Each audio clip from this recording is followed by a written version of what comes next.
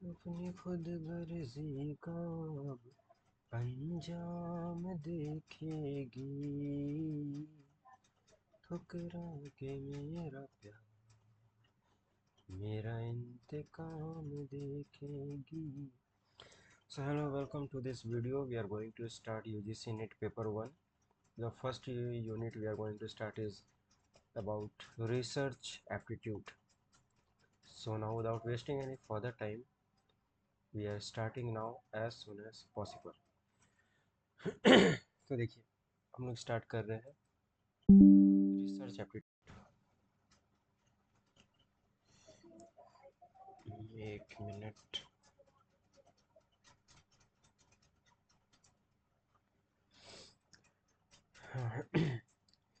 Research aptitude में सबसे पहला जो हम लोग डिटेल्स में जानेंगे कि रिसर्च है क्या.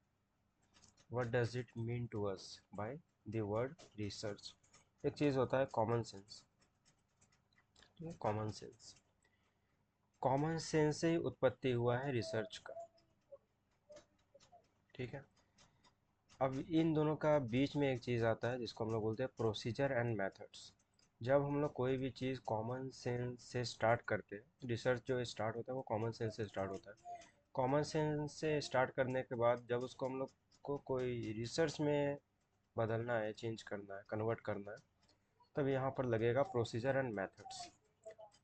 ठीक है. ये प्रोसीजर और मेथड को यूज़ करके हम लोग एक कॉमन सेंस वाला ये कॉमन बात को रिसर्च में कन्वर्ट कर सकते हैं. अब आते हैं थोड़ा सा कॉन्सेप्ट के ऊपर कि रिसर्च का कॉन्सेप्ट क्या है, मतलब क्या है, मीनिंग क्या है. Concept and meaning of research. देखिए, सर्च जब बार बार होता है तब उसको रिसर्च बोलते हैं. री मतलब अगेन, सर्च मतलब टू फाइंड आउट समथिंग, किसी चीज़ का खोज करना, पता लगाना, उसको सर्च बोलते हैं. तो जब किसी के बारे में पता कर रहे हैं बार बार कंटिन्यूसली, देन रिसर्च उसको हम लोग कहते हैं. Research is a continuous process. Start होता है प्रॉब्लम के साथ और एंड भी होता है प्रॉब्लम के साथ, ताकि नेक्स्ट पे फर्दर रिसर्च किया जा सके. देखिए, research is a careful investigation और inquiry specially to search from new facts in any branch of knowledge. In any branch of knowledge क्या है? केयरफुल इन्वेस्टिगेशन और इंक्वायरी. रिसर्च एक केयरफुल इन्वेस्टिगेशन है कि हम लोग सीरियसली इसमें कुछ पता लगाते हैं, इंक्वायरी करते हैं, specially to search for new facts. ठीक है. रिसर्च इसलिए किया जाता है ताकि कुछ नया पता चले. इन एनी ब्रांच ऑफ नॉलेज, वो कोई भी सब्जेक्ट, कोई भी टॉपिक, कोई भी पर्टिकुलर एरिया हो सकता है, इसको रिसर्च बोलेंगे. Basically 5 basic methods to acquire knowledge that gradually become research oriented. एक रिसर्च में क्या चाहिए? नॉलेज चाहिए. उस रिसर्च से हम लोग को कुछ नॉलेज मिल रहा है, कुछ पता चल रहा है. ठीक है. नॉलेज एनहांस हो रहा है. इसमें 5 बेसिक मेथड्स होना चाहिए हर कोई भी रिसर्च में. पहला, इंट्यूशन, मतलब इमोशंस, गट्स, मतलब कुछ क्यूरियोसिटी होना चाहिए कि मेरे को पता लगाना है क्या है, नहीं है. ठीक है. जब तक वो अंदर से आएगा नहीं कि हमको कुछ पता लगाना है, कुछ खोज करना है, विदाउट एनी इंटरेस्ट. ठीक है. अगर इसको आसान आसान बोले तो इंटरेस्ट भी ज़रूरी है. विदाउट इंटरेस्ट हम कोई रिसर्च क्यों ही करेंगे. नेक्स्ट है ऑथोरिटी. ऑथोरिटी मतलब है एक्सेप्टिंग न्यू आइडियाज़. रिसर्च इसलिए किया जाता है ना, ताकि नया आइडिया, नया फिनोमेनन के बारे में पता किया जा सके, नया फैक्ट के बारे में पता लगाया जा सके. थर्ड है रैशनलिज्म. रैशनलिज्म मतलब लॉजिक, रीज़न होना चाहिए उस चीज़ के बारे में, जिस चीज़ के बारे में हम लोग पता कर रहे हैं, जिसको हम लोग खोज रहे हैं, उसके पीछे एक लॉजिक होना चाहिए, कुछ रीज़न होना चाहिए, तभी वो रैशनलिज्म कहलाता है. इंट्यूशन हो गया, ऑथोरिटी हो गया, रैशनलिज्म हो गया. एम्पिरिसिज्म, इसका मतलब होता है एक्सपीरियंस. ठीक है. Observation and experience. Empirical study होता है. कोई भी रिसर्च जब हम लोग करते हैं तो वो ऑब्जर्वेशन या एक्सपीरियंस के बेस्ड पर होता है. कुछ ऑब्जर्व कर रहे हैं, कुछ एक्सपीरियंस कर रहे हैं, कुछ पता चल रहा है. जब भी हम लोग को कोई भी नया नॉलेज पता चलता है, उसमें बेसिकली ऑब्जर्वेशन और एक्सपीरियंस का ही खेल है. हम लोग ऑब्जर्व, जब फॉर एग्जांपल कुछ पता कर रहे हैं, वो हम लोग का ऑब्जर्वेशन हुआ. ठीक है. अब उसके रिगार्डिंग हम लोग फर्दर स्टडी कर रहे हैं तो हम लोग एक्सपीरियंस कर रहे हैं. उसके बारे में और ज़्यादा डिटेल्ड इन्फॉर्मेशन मिल रहा है। तो एम्पिरिसिज्म ये एक इम्पॉर्टेंट पॉइंट होता है रिसर्च में। एंड फिफ्थ जो बेसिक मेथड में है वो है scientific method, process of systematically collection and evaluating evidence to test ideas. ठीक है, without method it is incomplete. We are talking about research, तो without a scientific method it is not possible to draw a conclusion. Conclusion हम लोग को draw करना है,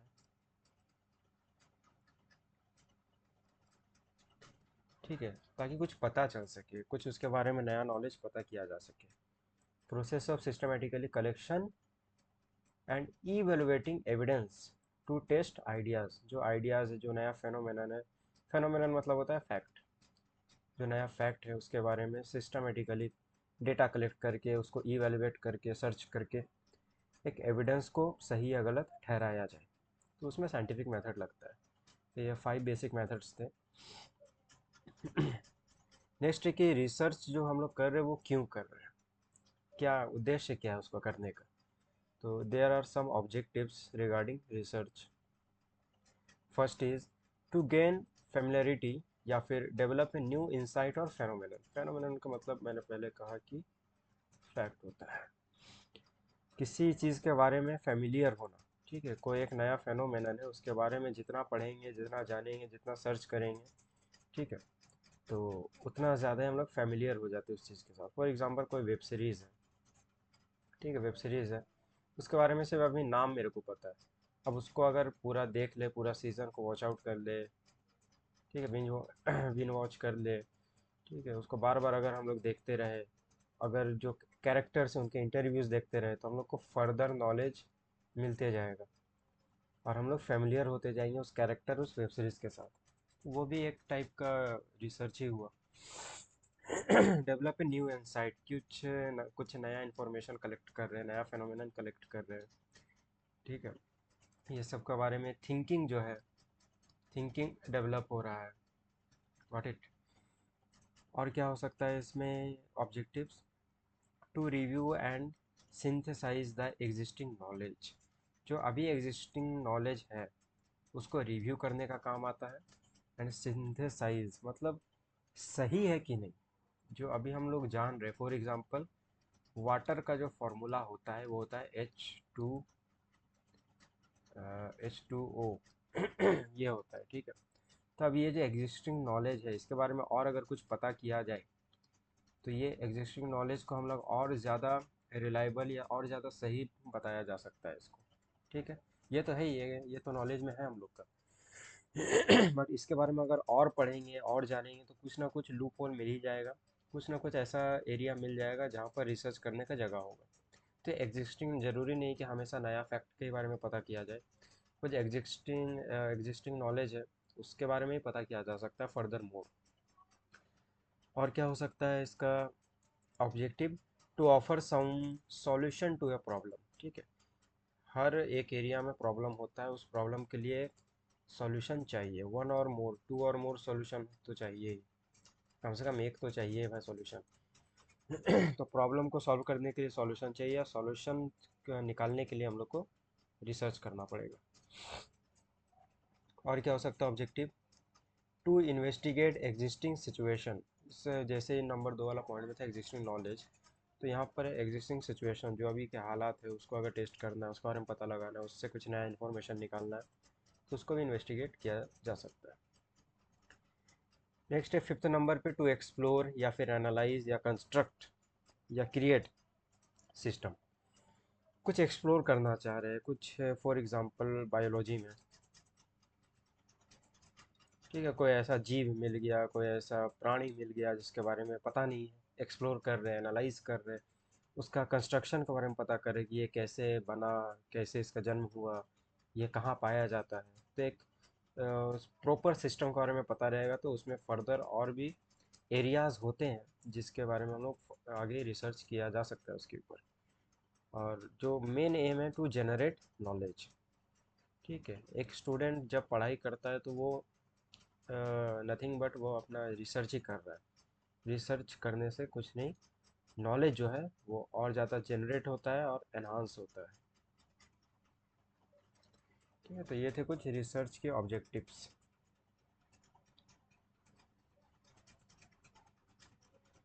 अब information के आधार पर ये कुछ कैटेगराइज किया गया है टाइप्स ऑफ रिसर्च में।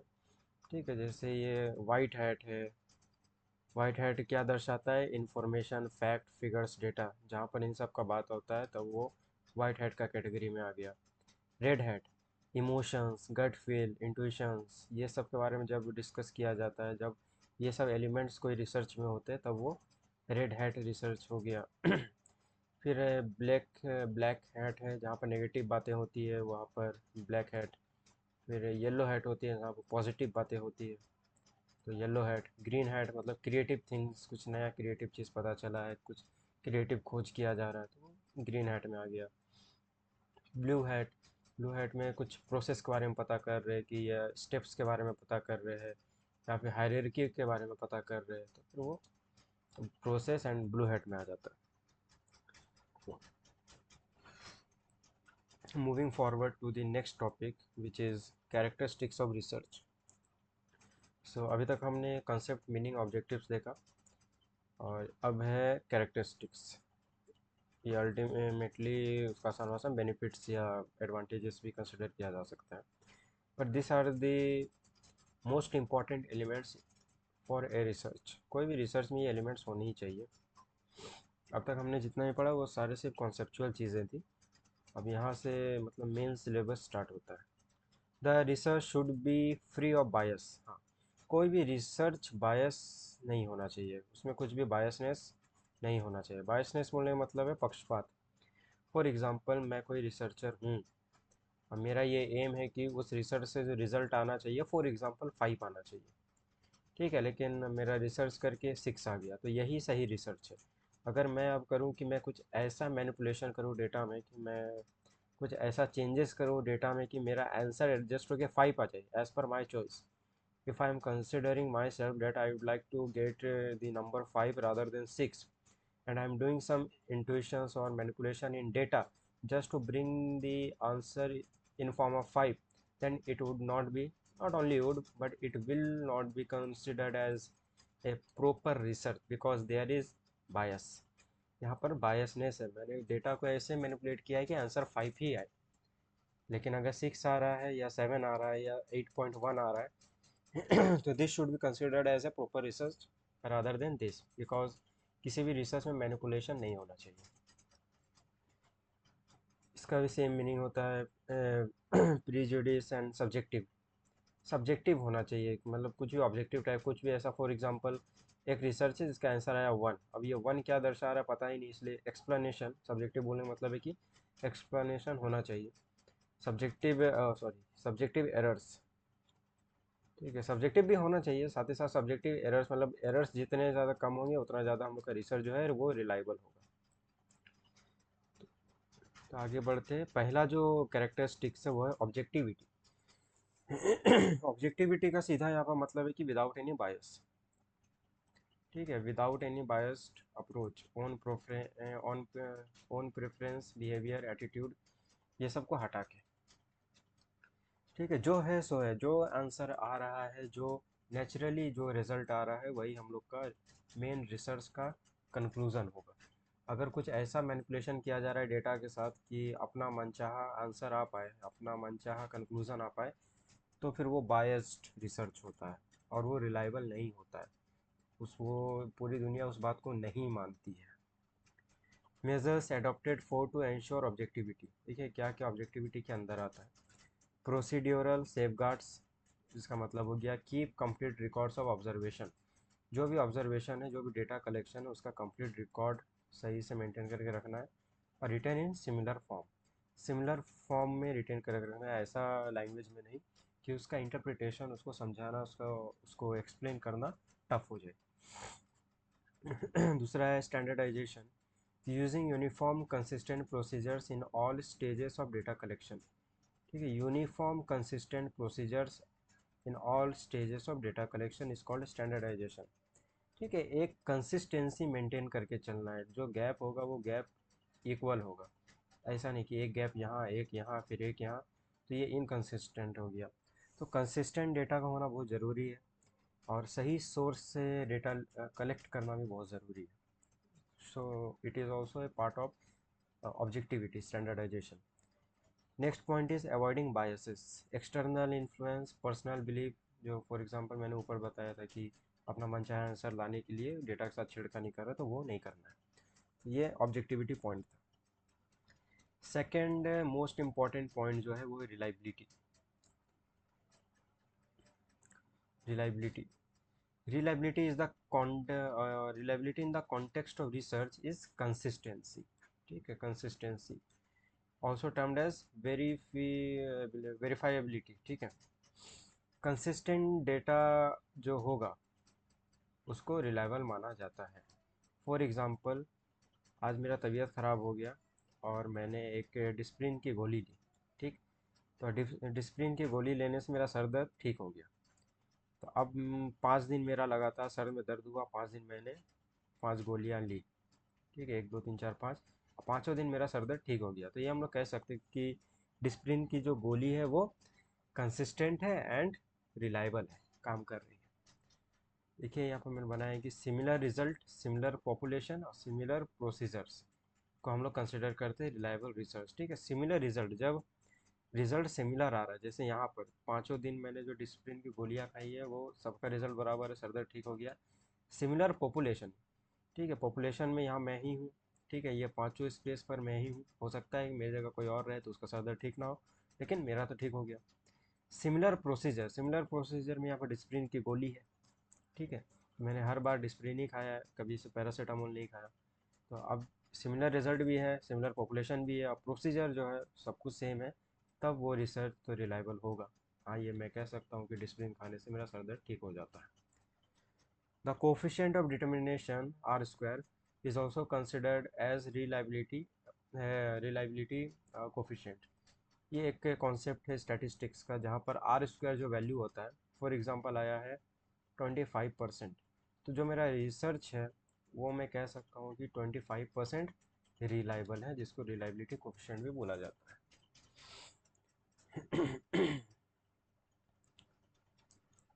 ठीक है, एग्ज़ाम के पॉइंट ऑफ व्यू से 3 पॉइंट्स हैं यहाँ पर। Stability, test and retest. ये मतलब स्टेबिलिटी पर डिपेंड करता है कि हो सकता है 5 दिन मैंने डिसिप्लिन खाया तो मेरा ठीक हो गया, छठा दिन खाता तो ठीक नहीं होता, इसलिए टेस्ट रिटेस्ट करते रहना इम्पॉर्टेंट है। Second, equivalence, same results by different investigator. ज़रूरी नहीं कि मैं जो टेस्ट कर रहा हूँ मेरा डिसिप्लिन का दवाई खाने से ठीक हो जा रहा है, लेकिन कोई और डॉक्टर है फॉर एग्जाम्पल, या कोई और थर्ड पर्सन है जो मेरे को डिसिप्लिन का दवाई दे रहा है लेकिन अलग टाइप का दवाई दे रहा है। ठीक है, उससे ठीक नहीं हो रहा है। तो रिलायबल हम लोग तब बोलेंगे जब वो कोई भी पर्टिकुलर इंडिविजुअल या कोई भी रिसर्चर उस टेस्ट को करे और सब से ही वो टेस्ट पास हो जाए, सब के सब में ही वो क्या बोलेंगे, सेम रिजल्ट दे रहा हो by different investigators, then it would be considered as reliable. Third point is homogeneity, will all times of the measures be internally consistent। कि इंटरनली कंसिस्टेंट है कि नहीं, हो सकता है कि एक्सटर्नली कंसिस्टेंट हो रहा हो। फॉर एग्जांपल अगर मैं कहूँ कि जो डिस्प्रिन की गोली है वो मैं एक पार्टिकुलर, फॉर एग्जांपल पता नहीं डिस्प्रिन में होता है कि नहीं ऐसा, लेकिन कोई कोई दवा होता है जिसमें 250 mg, 500 mg, ठीक है, ये चीज़ है, और मैं शायद वो 250 वाला यूज़ कर रहा हूँ, 500 वाला यूज़ नहीं कर रहा हूँ। तो फिर ये भी देखना पड़ेगा कि डिसिप्लिन की गोली तो है पांचों केस में, 1 2 3 4 5 में डिसिप्लिन तो है, लेकिन कभी हो सकता है 250 यूज़ किया, कभी 500 यूज़ किया, कभी अ, इससे भी कम ज़्यादा का यूज़ किया। ठीक है, लेकिन वो देखना पड़ेगा कि हर केस में अगर मैं 250 mg का डिसिप्लिन यूज़ कर रहा हूँ तो क्या ये सही हो रहा है कि नहीं। ठीक है, कि इससे सर दर्द ठीक हो रहा है कि नहीं। तो होमोजेनिटी होना भी बहुत ज़रूरी है कि इंटरनली कितना कंसिस्टेंट है, माने रॉ डेटा कितना परफेक्ट है हम लोग का। और ये मेरे को माफ़ करना, मेरे को आइडिया नहीं है कि 250 500 शायद डिसिप्लिन में होता नहीं, बट समझाने के लिए सिर्फ आपका काम है खाली समझने का, इसलिए ज़्यादा सोचने का नहीं है, सिर्फ सिंपल समझने का और कुछ नहीं। अब थोड़ा सा एरर के बारे में हम लोग आते हैं। रिसर्च करेंगे तो कुछ ना कुछ मिस्टेक्स होंगी उसमें। ठीक है, अब वो मिस्टेक्स हम लोग जान के नहीं करते, वो हो जाता है। अब देखिए क्या क्या एरर्स है इसमें। पहला है रैंडम एरर। नाम से समझ आ रहा है कि रैंडमली होगा। नॉइस इन मेजरमेंट यूजुअली इग्नोर्ड। ठीक है, रैंडम एरर है, पता नहीं हम लोग पता नहीं कर सकते कौन सा पॉइंट ऑफ टाइम में वो एरर हो गया, इसलिए वो जनरली इग्नोर हो जाता है। और दूसरा है सिस्टमेटिक एरर, बायस इन मेजरमेंट। ये खुद से जानबूझ के किया जाता है गलती, ताकि एक प्रॉपर अपने अकॉर्डिंग एक कंक्लूजन आ पाए, और इसको इग्नोर नहीं कर सकते, इसको हम लोग को ठीक करना ही पड़ेगा।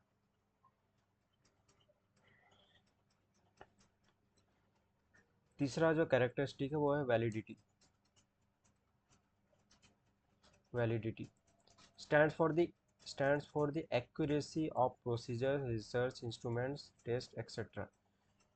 रिलायबिलिटी दिखाता था कंसिस्टेंसी को, और वैलिडिटी दिखाता है कि कितना वो एक्यूरेट है, कितना सही है। ठीक है, फॉर एग्जांपल जैसे रिलायबिलिटी में जो दवा था वो डिस्प्रिन ना होके कोई एक्स दवा है, ठीक है जो सर दर्द का है भी नहीं, लेकिन मैंने 5 दिन खाया, अब पाँचों दिन उस एक्स दवा से मेरा सर दर्द ठीक हो गया। ये हम लोग बोल तो सकते हैं कि हाँ कंसिस्टेंट रिजल्ट दे रहा है, रिलायबल रिजल्ट दे रहा है, बट हम लोग ये नहीं कह सकते कि वो वैलिड है, क्योंकि वो सर दर्द का दवा है ही नहीं, कोई और दवा है, लेकिन वो मेरा केस में काम कर गया, मेरा ऊपर असर हो गया कि मेरा सर दर्द ठीक हो रहा है। ठीक, उसको रिलायबल बोलेंगे लेकिन वैलिड नहीं बोलेंगे। ठीक है, तो एक क्वेश्चन भी इसमें आता है कि रिलायबिलिटी, एक रिसर्च में रिलायबिलिटी होना ज़रूरी है या फिर वैलिडिटी, दोनों में से मोस्ट इंपॉर्टेंट क्या है, तो मोस्ट इंपॉर्टेंट है वैलिडिटी। कि वैलिड होना भी ज़रूरी है, ज़रूरी नहीं कि कोई एक परफेक्ट, कभी होता है ना एमसीक्यू तुक्का सा लग गया, तो लग गया मतलब रिलायबल है, लेकिन वो वैलिड नहीं है क्योंकि वो लगाने का प्रोसेस ठीक नहीं था। और अगर पता हो कि ये एमसीक्यू में यही आंसर होगा तो वो ज़्यादा वैलिड होता है, सेम वे में। Without validity research goes into wrong direction. ठीक है, वैलिडिटी नहीं रहेगा तो रिसर्च गलत दिशा में चला जाएगा। Validity is much more important than reliability, जैसा मैंने अभी कहा कि ये ज़्यादा ज़रूरी होता है। ये टाइप्स ऑफ वैलिडिटी क्या है, एक होता है इंटरनल, एक होता है एक्सटर्नल। एक इंटरनल वैलिडिटी में cause and effect relationship, higher internal validity equal to higher cause and effect between two variables. Variables के बारे में हम लोग आगे भी पढ़ेंगे। वेरिएबल्स मतलब कुछ भी ऐसा जिसको हम लोग मेज़र कर सकते हैं। ठीक है, जैसे पर्सन हो गया, या एज हो गया, या हाइट हो गया, तो ये सब कुछ वेरिएबल है। तो इंटरनल वैलिडिटी किसको बोल रहे हैं, कॉज एंड इफेक्ट रिलेशनशिप, कि अगर एक पर कुछ असर डालेंगे तो दूसरे पर भी कुछ असर होगा। तो जितना ज़्यादा इंटरनल वैलिडिटी होगा उतना ज़्यादा ही कॉज इफेक्ट का रिलेशनशिप होगा।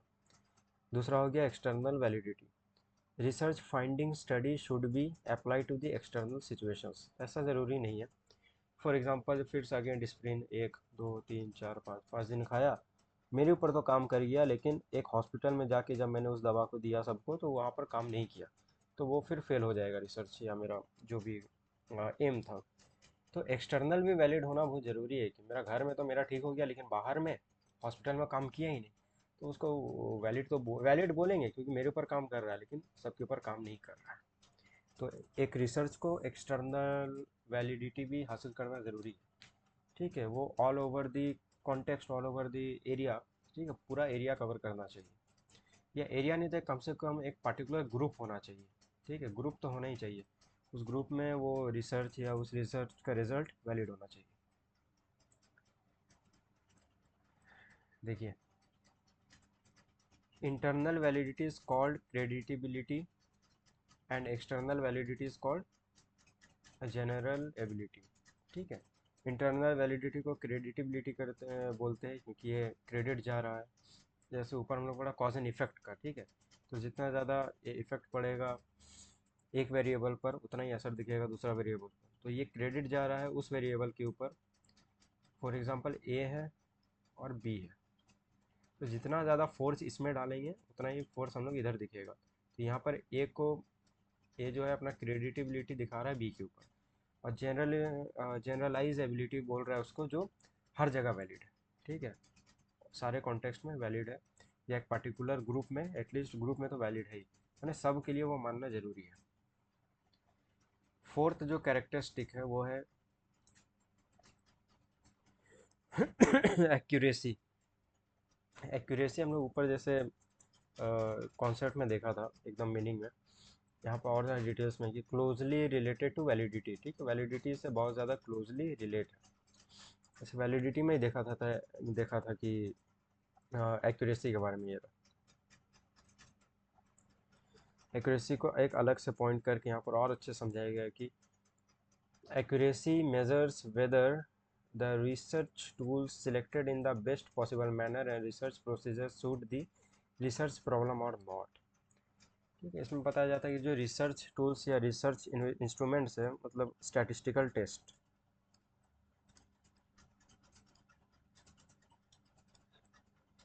ठीक है, इसमें कुछ टेस्ट होते हैं जैसे जेड टेस्ट, टी टेस्ट, ठीक है, या काई स्क्वायर टेस्ट, या अनोवा हो गया। मतलब फॉर एग्जांपल इतना समझो कि ये कुछ टेस्ट होते हैं स्टैटिस्टिक्स में, तो अप्रोप्रिएट टेस्ट चुनना भी बहुत ज़रूरी है कि हो सकता है जहाँ पर जेड टेस्ट लग रहा है वहाँ पर एफ टेस्ट टी टेस्ट लगा दिए, जहाँ पर टी टेस्ट लग रहा है वहाँ पर जेड टेस्ट लगा दिए, जहाँ पर अनोवा लगना चाहिए था वहाँ का स्क्वायर लगा दिए, तो वो तो फिर एक्यूरेट रिजल्ट नहीं देगा।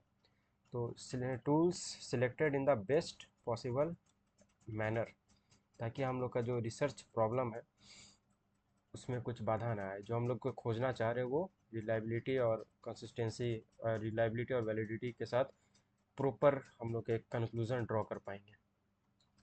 एक्यूरेसी बोलने का मतलब है कि बेस्ट पॉसिबल मैनर में रिसर्च टूल्स का सिलेक्शन करना।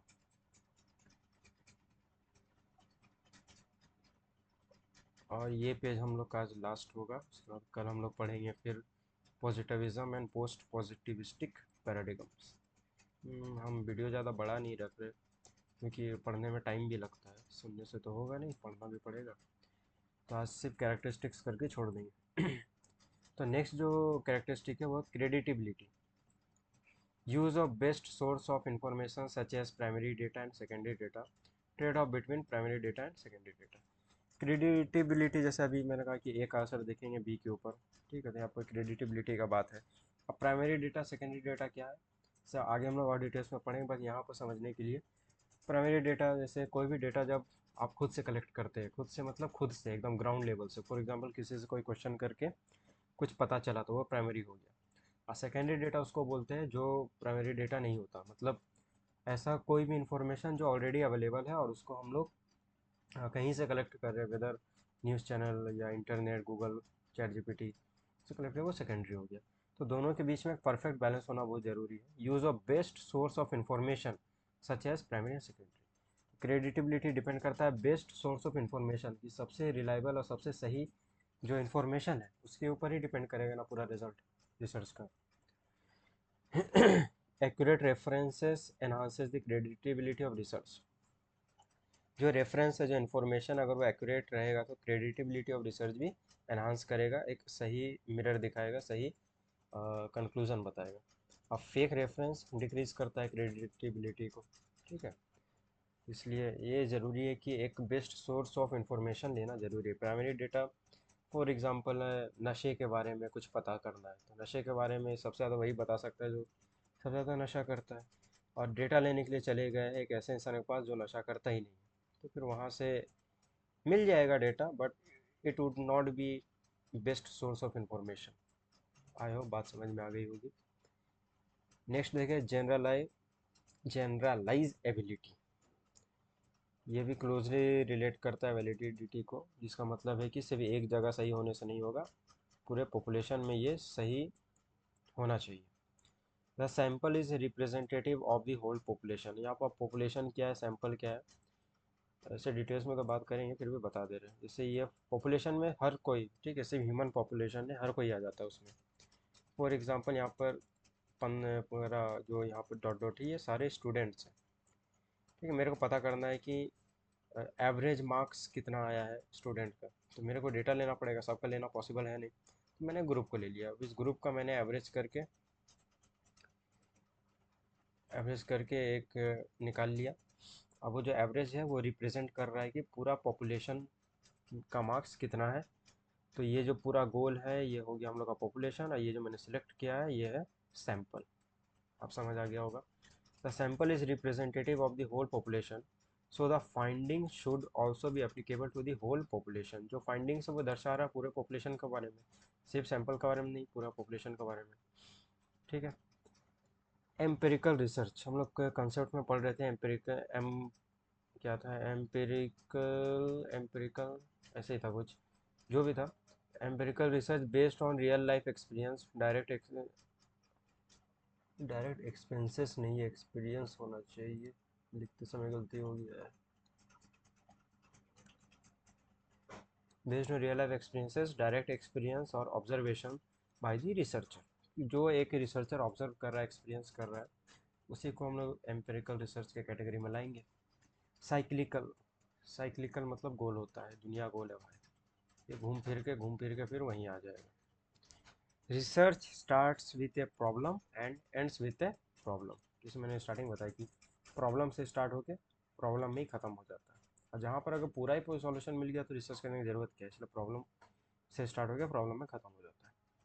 लॉजिकल होना चाहिए, एक good research is logical, illogical नहीं होना चाहिए, कुछ भी मन धड़ंग का नहीं। लास्ट है replicable, building A sound basis for decision. जो उसमें डिसीजन लिया जा रहा है उसके लिए एक ठोस कारण वहाँ पर मिलना चाहिए। ठोस, THOS, ठोस। ठीक है, ठोस बेसिस हम लोग बना पाए जिस जहाँ पर हम लोग एक मस्त डिसीजन ले पाएंगे उससे कि हाँ चलो ये जो डिसीजन लिया है इसके लिए ये बेसिस या ये इन्फॉर्मेशन एकदम रिलायबल है, एकदम सही है। तो आज के लिए यहीं तक रहने देते हैं, मिलते हैं फिर कल नेक्स्ट पार्ट में of research aptitude. Thank you, tata, bye bye.